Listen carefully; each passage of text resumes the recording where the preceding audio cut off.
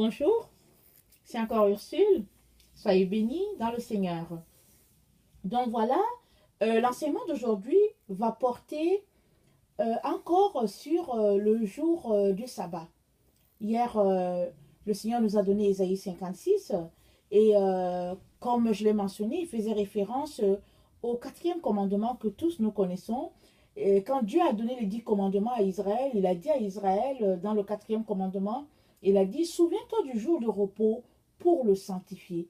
Il a dit, tu travailleras tous les autres jours, mais ce jour-là, tu ne travailleras pas, ni toi, ni ton bétail, ni rien, ni les serviteurs, ni les servantes, personne chez toi. Parce que ce sera un jour que tu vas observer devant l'Éternel pour te reposer.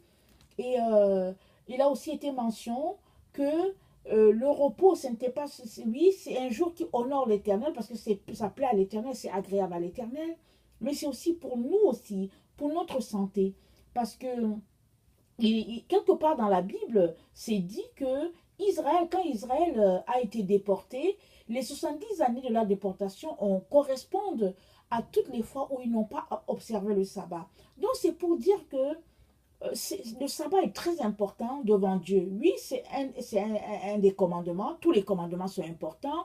Mais pour vous dire combien Dieu n'a pas aimé ce que son peuple a fait au point où ils ont connu l'exil tout simplement parce que ils n'ont pas respecté cela. Ils ont pollué la terre parce qu'il fallait même que la terre puisse se reposer.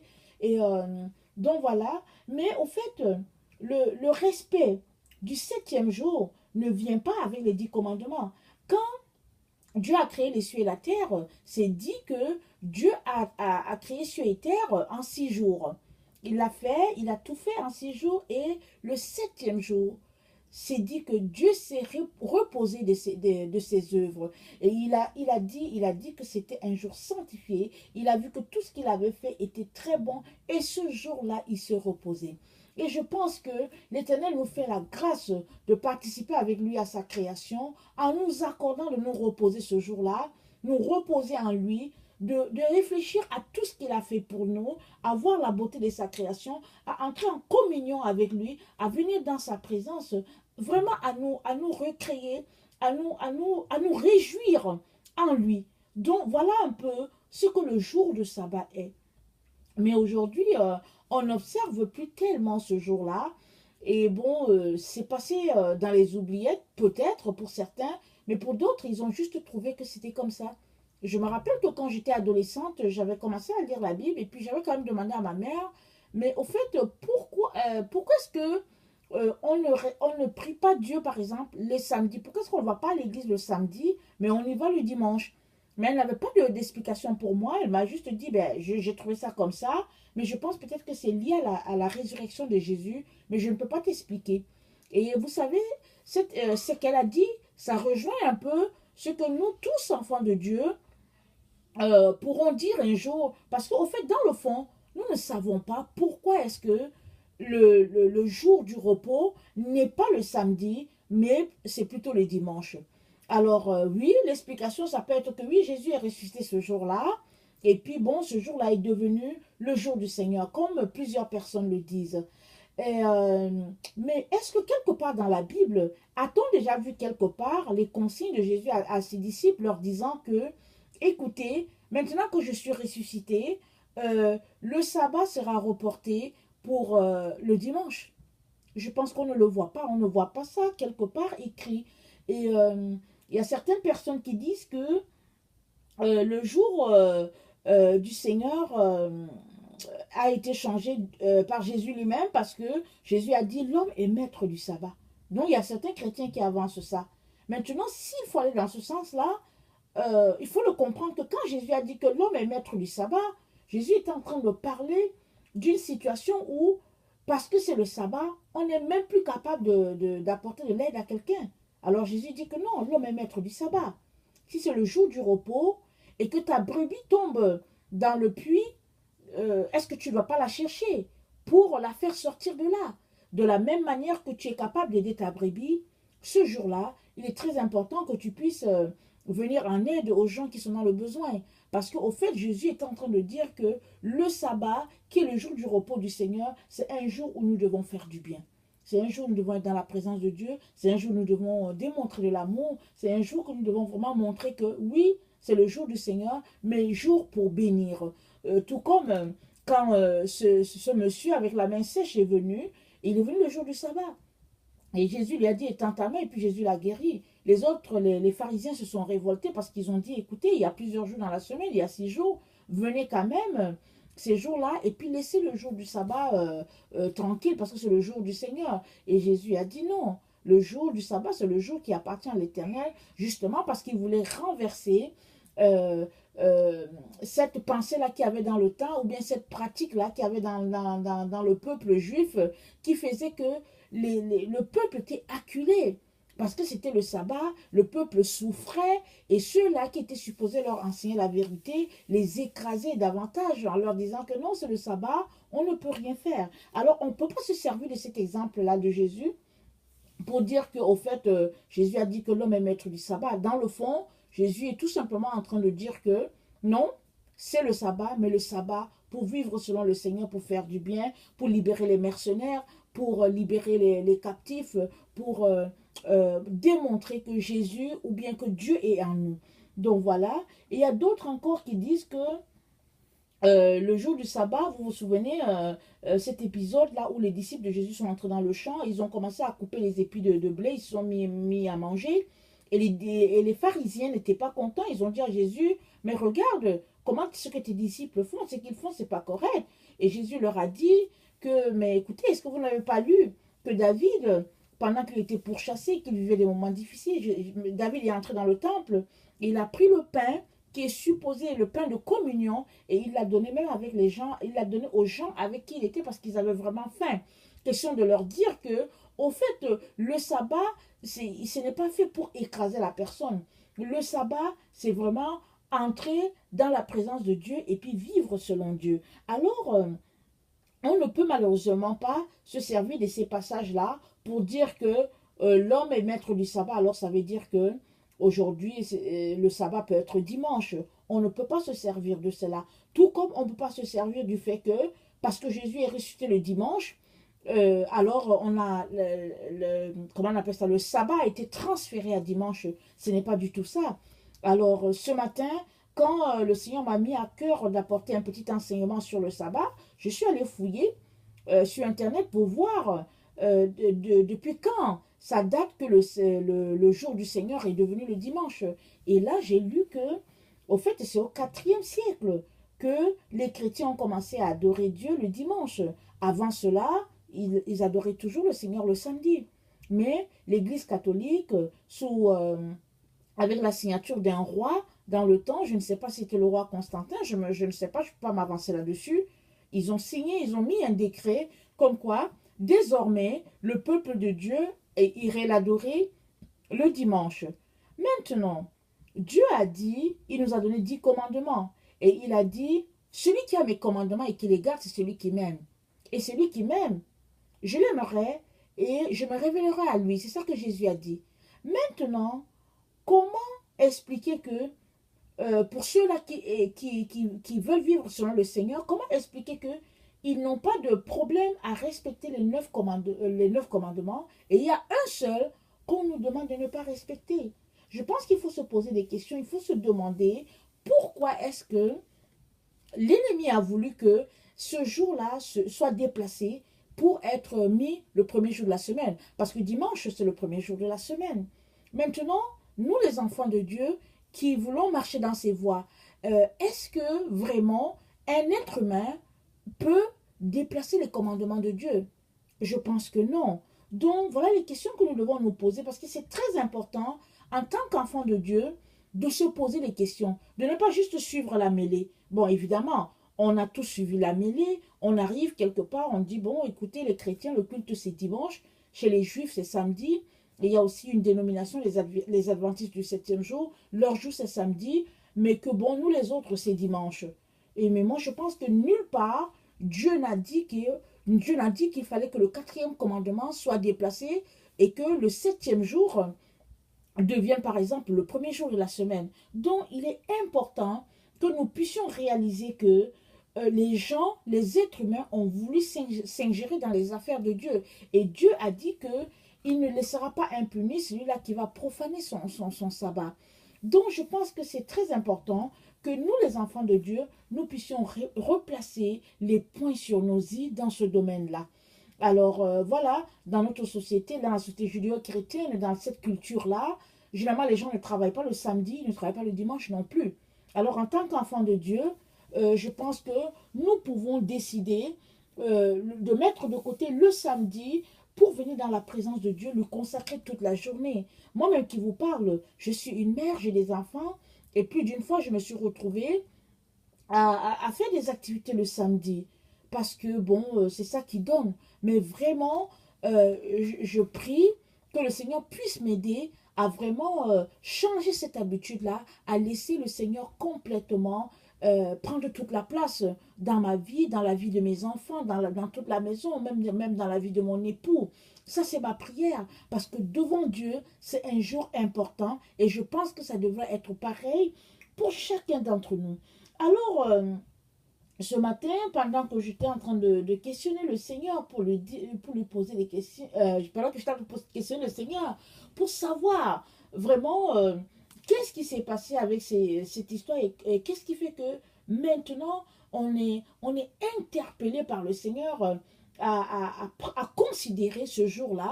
Le Seigneur m'a tout simplement donné Jean 4. Alors, j'aimerais vraiment vous inviter à lire ça alors que Jésus était en train de parler avec la femme samaritaine. Je vais lire ce passage-là.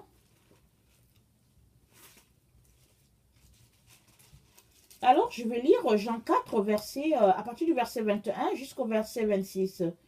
Femme, lui dit Jésus, crois-moi, l'heure vient où ce ne sera ni sur cette montagne ni à Jérusalem que vous adorerez le Père. Vous adorez ce que vous ne connaissez pas. Nous adorons ce que nous connaissons, car le salut vient des Juifs. Mais l'heure vient, et elle est déjà là, non, mais l'heure vient, et elle est déjà venue, où les vrais adorateurs adoreront le Père en esprit et en vérité, car ce sont là les adorateurs que le Père demande. Dieu est esprit, et il faut que ceux qui l'adorent en esprit et en vérité. La femme lui dit, je sais que le Messie doit venir, celui qu'on appelle Christ. Quand il sera venu, il nous annoncera toutes choses. Jésus lui dit, je le suis, moi qui te parle. Donc voilà, Jésus, c'est lui qui nous parle. C'est lui le Messie, et il nous dit que l'heure vient, et l'heure est là, à notre temps, où les vrais adorateurs vont adorer Dieu en esprit et en vérité. Qu'est-ce que ça veut dire adorer Dieu en esprit? Adorer Dieu en esprit, c'est adorer selon le Saint-Esprit. C'est marcher non dans la chair, mais marcher par l'esprit. C'est de laisser de côté tout ce qui est charnel pour nous centrer sur Dieu, sur tout ce qui est spirituel. C'est marcher par la direction de l'esprit, c'est marcher en connexion étroite avec Dieu le Père et puis Dieu le Fils. C'est ça, marcher par l'esprit. Et nous sommes dans ce temps-là où nous ne pouvons pas ou bien nous ne pouvons plus nous permettre de faire certains compromis. Alors, il est très important que l'Esprit puisse prendre toute la place parce que Jésus dit que ce sont là les vrais adorateurs que le Père demande. Et puis, adorer Dieu en vérité, c'est quoi? C'est de s'arrêter et de réaliser, par exemple, que, au fait, Dieu n'a jamais changé le 4e commandement. Il n'a jamais dit que le 4e commandement devrait passer à dimanche, à être observé le dimanche par exemple. Il a toujours dit, et il n'a pas changé, il a dit, vous sanctifierez le 7e jour parce que Dieu a travaillé pendant 6 jours et il s'est reposé le 7e. Et ça a été donné il y a plus de 6000 ans quand il a créé l'homme et puis qu'il l'a mis dans le jardin d'Éden. Donc, adorer Dieu en vérité, c'est de marcher dans toute la lumière que Dieu nous donne. C'est de regarder dans notre vie tout ce qui est obscurité. Tout ce que nous avons pris ça et là par compromis, par religiosité, par habitude de faire sortir ça et de demeurer vraiment dans la parole de Dieu et dans les Écritures. Aujourd'hui, dans notre temps, quand quelqu'un marche dans les Écritures, on le traite de fanatique.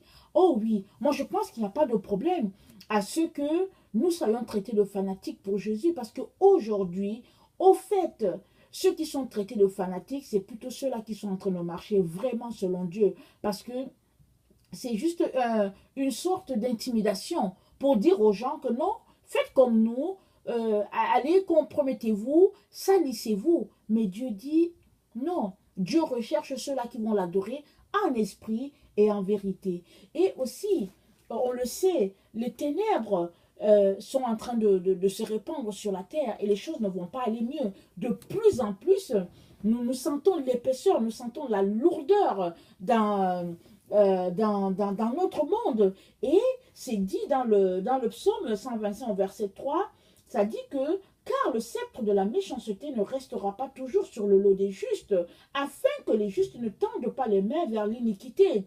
Alors ce passage, qu'est-ce que c'est en train de dire? Le passage est en train de nous dire que quand tu marches dans l'iniquité, tu vas tendre petit à petit vers là. Et la méchanceté, c'est quoi? C'est le fait que des hommes, ils ont pris ce commandement-là de Dieu, alors ils se sont érigés entre Dieu et les hommes, et ils ont changé ça, ils ont décidé que désormais, le jour du Seigneur, ce serait le dimanche. Et voilà, et ça, c'est quelque chose d'impur, et quelque chose que Dieu n'a pas prévu, que Dieu n'a pas ordonné. Donc, à partir de ce moment-là, il est très important que nous puissions faire sortir tout ce qui est impur, afin que la méchanceté, l'iniquité ne se répandent pas dans les autres domaines de notre vie. Parce que c'est ça qui se passe. Nous sommes appelés à nous sanctifier parce que notre Père est saint. Et c'est vrai que ça va nous causer beaucoup d'ajustements dans notre manière de vivre, dans notre manière de faire. Mais vraiment, c'est cela. Nous sommes appelés à marcher selon les Écritures. Et les commandements de Dieu ne sont pas lourds. Et le secret, c'est de tomber amoureux. De tomber amoureux de Jésus. Et moi, je veux vous encourager à prier, à dire à Jésus, Seigneur, aide-moi à tomber amoureux de toi. Parce que quand on est amoureux de Jésus, tout ce qu'on veut faire, c'est lui faire plaisir. Mais quand on n'est pas amoureux et qu'on a un pas dans le monde et puis un pas dans la parole de Dieu, on a tout simplement l'impression que ce que Dieu dit, c'est quelque chose de lourd, c'est quelque chose d'infaisable. Parce qu'au fait, la réalité est qu'on ne peut pas suivre deux lièvres à la fois. Soit tu suis l'un, soit tu suis l'autre. Tu ne peux pas les suivre à la fois. Mais si tu veux, par exemple, avoir les valeurs du monde et puis avoir les valeurs de Dieu et fonctionner avec, tu ne peux pas. C'est ça que Dieu appelle compromis. Et nous, dans cette période de l'histoire, là où on ne peut plus se permettre certaines choses, parce que Jésus est à la porte, et Jésus revient pour chercher une épouse sanctifiée, une épouse glorifiée. Ça dit que il revient chercher une épouse sans tache ni ride. Et les taches, c'est tous les péchés que nous avons sur nous. Les rides, c'est tous les compromis que nous avons sur nous. En tant qu'enfants de Dieu, nous ne pouvons que crier à Dieu afin qu'il nous aide à enlever toutes ces choses-là de nous, afin de plaire complètement à notre Dieu. Voilà, chers frères et sœurs, notre âme aspire toujours à tendre vers Dieu. Notre âme, c'est ça, elle aspire à tendre vers Dieu. Et si nous crions à lui, Dieu va nous aider, il va nous répondre. Et moi, vraiment, je vous encourage, à chaque fois que vous entendez quelque chose, je vous encourage à aller voir le Seigneur. Allez-y le voir pour lui dire, Seigneur, est-ce que ce que Ursule dit, ça vient de toi? Est-ce que ça a du sens? Tout ce que vous entendez sur Internet, tout ce que vous entendez, il est très important qu'à cette heure critique de l'histoire, on ne puisse pas se référer à ce que quelqu'un a dit, mais qu'on puisse plutôt aller consulter Dieu pour lui demander, Seigneur, est-ce que c'est vraiment ça que tu nous demandes? Et la Bible dit que les commandements de Dieu ne sont pas lourds, ils sont tout simplement légers. Et si nous avons de la difficulté, crions à Dieu, il va nous aider. Parce que Dieu, il recherche les vrais adorateurs. Je suis sûre que vous qui m'écoutez, vous aimeriez être ça, des vrais adorateurs. En tout cas, moi, j'aspire vraiment à être une adoratrice pour le Seigneur. Et je sais que chaque jour, quand je me lève, c'est un jour de combat. Parce que ce n'est pas facile. Nous vivons dans un monde où c'est beaucoup d'épreuves, beaucoup de difficultés. Et souvent même, on est là et on veut se concentrer sur les choses de Dieu et on a plein d'idées qui nous viennent de par-ci, par-là. Et il est très important que nous puissions nous concentrer pour rechercher les choses de Dieu, pour rechercher la présence de Dieu. Et j'aimerais aussi nous encourager à faire tout pour sortir des lois des hommes. Parce qu'au fait, sans qu'on le veuille, on s'est retrouvé à pratiquer souvent des choses dans nos églises qui n'ont rien à voir avec la parole de Dieu. Bon, il y a des gens qui disent que bon, dans le fond, ça ne fait pas mal, ça ne blesse pas et tout. Mais au fait, ce sont ces petites habitudes-là qu'on observe qui deviennent comme notre vie, notre façon de, une seconde nature pour nous, si bien que quand on est confronté à la parole de Dieu, on a plutôt l'impression que c'est la parole de Dieu qui est dure. Mais non, nous sommes les enfants de Dieu et Jésus a dit l'homme ne vivra pas de pain seulement, mais de toute parole qui sortira de la bouche de Dieu. Alors, la parole qui sort de la bouche de Dieu, c'est la parole de Dieu, c'est la Bible, parce que Jésus, c'est la parole. Et la Bible, ça nous dit, la Bible nous dit que la parole a été faite chair, elle a habité parmi nous, pleine de grâce et de vérité. Donc Jésus est venu, il nous a montré le chemin, il n'a pas failli. Jésus a observé le sabbat et Jésus a dit, je suis venu non pour abolir, mais pour accomplir. Alors si Jésus est venu pour accomplir, comment se fait-il que aujourd'hui, dans nos églises, le sabbat aboli? C'est dit que c'est depuis le 4e siècle que ça a été aboli.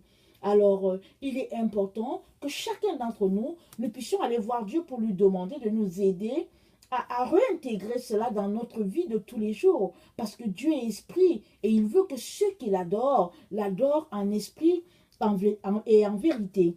Et puis, c'est que Dieu a déclaré pur qui peut le rendre impur. Mais on a tout simplement l'impression que ce qui s'est passé au 4e siècle, c'est que les hommes ont rendu ce commandement de Dieu impur en déclarant tout simplement que désormais, on va prier Dieu les dimanches.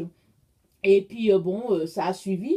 Et c'est parti comme ça, petit à petit. Et nous qui sommes venus plus tard, au 20e siècle, au 21e siècle, on a trouvé les choses comme ça. On a continué là-dessus. Mais vraiment, écoutez, l'ennemi a toujours su. Il sait que si nous nous comportons comme ça, c'est que nous avons une partie de la vérité, nous n'avons pas l'autre. C'est-à-dire, nous marchons 9 sur 10 sur la vérité et 1 sur 10, nous ne marchons pas sur la vérité. Or, Dieu est esprit et il veut vraiment qu'on puisse l'adorer en esprit et en vérité. Et la vérité, ça se trouve dans la parole de Dieu. Parce que Jésus a dit, Père, sanctifie-leur par ta parole c'est la vérité. Nous ne pouvons plus nous permettre, chers frères et sœurs, de choisir par nous-mêmes ce que nous croyons conforme à notre siècle et puis laisser les autres.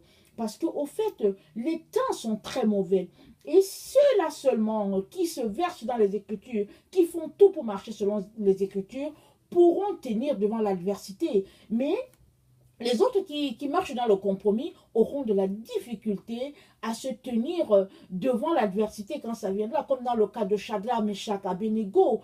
Quand le roi a décidé, il a dit que tout le monde devait adorer la statue, ces 3 juifs-là, ils ont dit au roi, on ne va pas adorer la statue. Et quand bien même tu nous tuerais, nous n'adorerons pas la statue. Pourquoi ils ont pu faire ça? Parce que c'était des gens qui marchaient selon la vérité. C'était des gens qui priaient. La Bible dit qu'ils priaient malgré le fait que le roi a dit que voilà, vous devez m'adorer. Eux, ils continuaient de prier leur Dieu. Seulement des gens qui se comportent comme ça pourront tenir devant ce qui arrive. Mes frères et mes sœurs, la vie est très difficile. Les choses terribles sont en train de venir. Alors, il est très important que nous puissions nous accrocher à la vérité et faire tout pour marcher selon cette vérité-là, de telle sorte que, quand bien même nous nous retrouverons dans la fournaise, le feu ne nous brûlera pas, comme Shadrach, Meshach et Abednego. Parce que, dans le fond, à la fin, c'est le roi qui a dit, mais voyons, on a mis 3 personnes dans le feu, comment se fait-il que je vois 4? C'est parce que le Seigneur lui-même est venu les délivrer, et le Seigneur était cette 4e personne-là. Mais Jésus se tient comme ça pour ceux-là qui se tiennent fermes devant sa parole. Mais ceux-là qui se compromettent, Jésus ne va pas venir te soutenir parce que tu as marché déjà dans le compromis. Parce qu'au fait, dans la marche avec le Seigneur, c'est soit tu es avec Jésus, soit tu es avec le monde. Tu ne peux pas être avec Jésus et avec l'ennemi, et tu ne peux pas. Tu es avec Jésus et tu marches strictement selon le Seigneur. Et c'est comme ça tout simplement qu'il viendra à ton secours dans une situation de détresse terrible. Alors voilà, donc je veux vraiment nous encourager, chers frères et sœurs, à nous concentrer sur la parole de Dieu, à l'aimer. Et la façon de l'aimer, c'est d'observer les commandements. Et Jésus a dit, si vous m'aimez, gardez mes commandements. Parce que Jésus va voir qu'on l'aime si on garde ses commandements. Et les commandements, c'est quoi? C'est la parole de Dieu. Et la parole de Dieu, c'est qui? C'est Jésus. Parce que, au fait, Jésus, on ne le voit pas en chair. Mais comment est-ce que tu peux lui montrer que tu l'aimes? C'est en respectant sa parole. C'est en faisant ce qu'il te dit. Comme ça, tu vas montrer que tu es amoureux de Jésus. Et plus tu vas marcher dans la parole, plus Jésus va te donner les révélations. Mais si toi, tu restes, tu trouves que c'est difficile, ou tu n'as pas le temps pour lire la parole, chers frères, chères sœurs, ce sera difficile vraiment de pouvoir tenir devant ce qui arrive. Donc voilà, et pour toi qui ne connais pas le Seigneur, j'aimerais vraiment t'encourager à t'arrêter et à donner ta vie à Jésus. Parce que Jésus, c'est le seul chemin. Jésus, c'est la seule vérité. Jésus, c'est la seule vie. Parce que nous vivons dans un monde où il y a plusieurs prophètes qui se sont érigés en sauveurs de l'humanité. Et tel suit ceci, tel suit cela. Mais au fait, c'est dommage, mais la vérité, toi qui m'écoutes, c'est qu'il y a une seule personne qui peut te sauver. Et cette personne-là, c'est Jésus. Jamais Mahomet ne te sauvera, Confucius ne le fera pas, la science ne le fera pas. Il n'y a personne qui pourra te sauver. Et la Bible dit que dans la fin des temps, il y aura plusieurs Christ qui vont venir. Mais si tu donnes ta vie à Jésus, si tu l'appelles, il va entrer dans ta vie et tu pourras savoir que les autres sont des faux Christ, les autres sont des faux prophètes et il va assurer ton éternité. Parce qu'au fait, le monde tel que nous le connaissons ne sera pas toujours comme ça. Notre monde est en pleine décadence et bientôt, et je ne sais pas quand, le Seigneur sait quand ça va arriver, il y aura des catastrophes terribles. Mais ceux-là qui sont donnés au Seigneur, ceux-là seront préservés. Jésus va enlever les siens. Et puis, et même s'il y a des chrétiens qui meurent, ils vont mourir dans le Seigneur. Parce que Paul dit que les yeux fermés à ce monde, c'est les ouvrir dans la présence de Dieu. Donc, ce qui est important, c'est que tu puisses donner ta vie à Jésus. Parce que vivant ou mort, tu es avec le Seigneur. C'est ça qui est le plus important. Voilà. Que le Seigneur vous encourage. Et s'il vous plaît, allez le voir pour lui demander comment est-ce que vous pouvez mettre en pratique le quatrième commandement dans votre vie. Parce que vraiment, c'est essentiel que nous puissions marcher sur les Écritures. Soyez bénis. Merci.